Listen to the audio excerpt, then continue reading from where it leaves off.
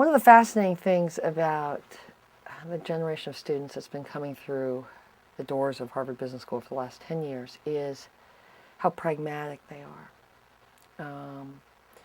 And how clearly they understand the way my generation didn't understand, that they're going to work for most likely a lot of different companies. They're going to write a career novel, chapter by chapter, but it's not going to necessarily be the chapters aren't necessarily going to be written at one company and in a kind of vertical way at all. It's going to be much more, again, horizontal and across companies, across industries. And that one of the most important criteria in writing that novel and choosing those chapters and navigating through them will be, what do I think makes me feel like I am fulfilling my purpose? These students have an astounding sense of their own purpose. And it's great kind of well or hot spring, if you will, of idealism that nourishes, that gushes underneath that sense of purpose. And there's a real element of sort of organizational and financial ambition. I want to do this and this and this in regard to my own reputation and my own net worth. But that is very much. That's just a patch. There are a number of other kind of patches on the quilt of each of these people. And there's a huge piece of what is my role as a global citizen.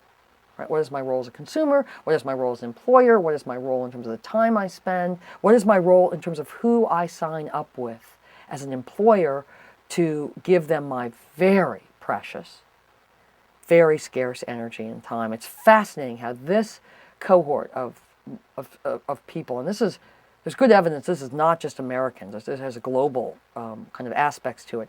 How it's fascinating what a huge and deep sense they have of the power and importance of their own contribution. And some of that, I think, is a generation raised in incredible prosperity. Some of that's a generation raised by boomer parents who were endlessly fascinated by themselves and their children and their reflection of their children that way. But it's an incredible force for good, that the credence they put in their own worth and their own energy is important. So they have a real sense of, how do I make a social contribution? How do I use my energy wisely? And this relates directly to how they define success. How do I do that in a way that I don't make the mistakes that a couple of generations have made ahead of me? Now, every generation vows that will not be like the generation directly ahead of it.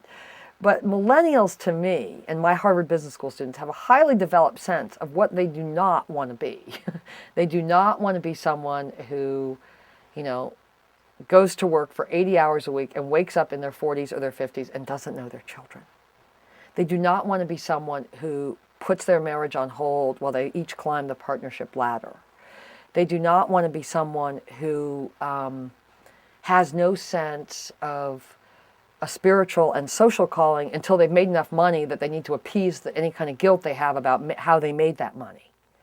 They don't want to be any of those things. And most interestingly, they don't really think that shareholder capitalism, as not only as it's defined academically, but as it's defined intellectually, as a paradigm for the way business works, they just don't think that's the story. That's not the song they sing. That's not the song of the world. It's much more variegated. It's much more complicated. The stakeholders are much bigger than shareholders. And so they have a new agenda. And it's wonderful to see that. It's wonderful to be around that. It's energizing. It's game-changing. It shows me what the future is, or gives me a good kind of bird's eye view into the future. And it makes me question a lot of the older paradigm that's been so important in shaping American business thus far, and in shaping a place like the Harvard Business School. I think there's something else, though, that's very important I've learned from these students. And it's fascinating, but it's a little bit less cheerleading. And that is that my students, for the last maybe 10 years, are students that have known astounding privilege and an astounding array of experiences,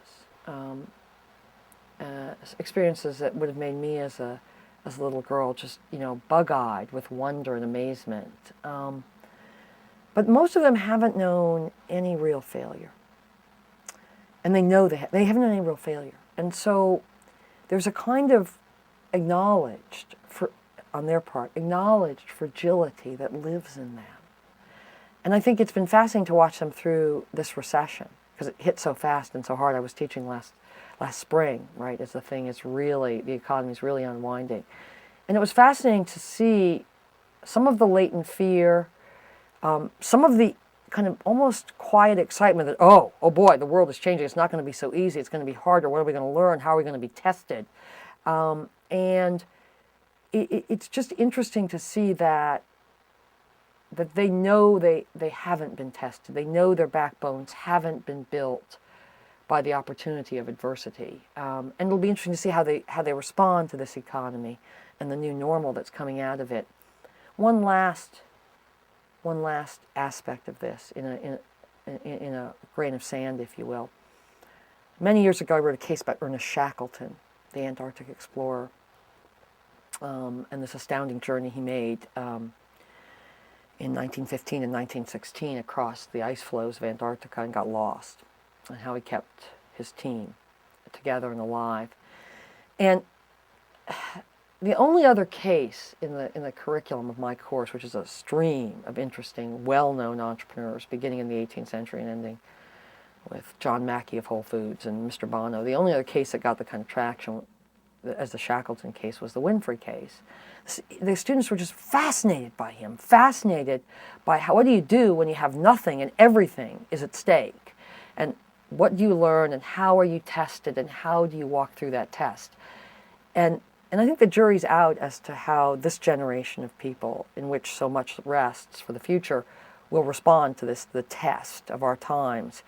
But I've learned that the flip side of all that idealism and all that confidence and all that sense of wonder is, at least I think with my students, a sense of acknowledged fragility.